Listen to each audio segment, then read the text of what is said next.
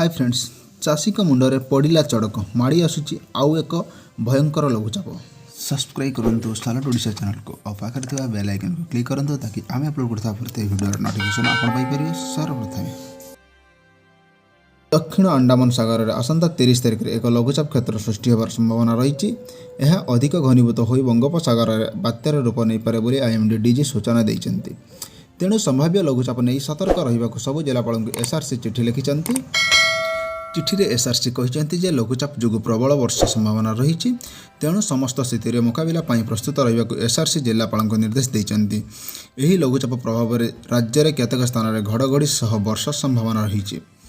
विशेषकर दक्षिण उपकूल सह 6टी जिले में स्वल्परू मध्यम धरणर वर्षार संभावना रही। सही जिलागुड़िक है जगतसिंहपुर, केन्द्रापड़ा, कंधमाल, मालकानगिरी, कोरापुट और रायगड़ा। संभाव्य बात्या को दृष्टि रखी मत्स्यजीवी मानक 2 तारिख पूर्व समुद्र में फेरी आसवा परामर्श देते। बात्या धीरे धीरे पश्चिम उत्तर व पश्चिम आड़क गति करने सह 2 तारिख बेलू अधिक घनीभूत हो गभीर अवपातर रूप नहीं पारे। यही अवपात प्रभाव में डिसेम्बर 3 ओडिशा उपकूल में वर्षा आरंभ हो पारे।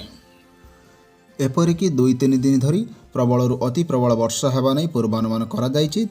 तेबे राज्य में केउ जिले में केते वर्षा होगा संभावना रही ताहा लघुचाप क्षेत्र सृष्टि होगा पर स्पष्ट हेबो।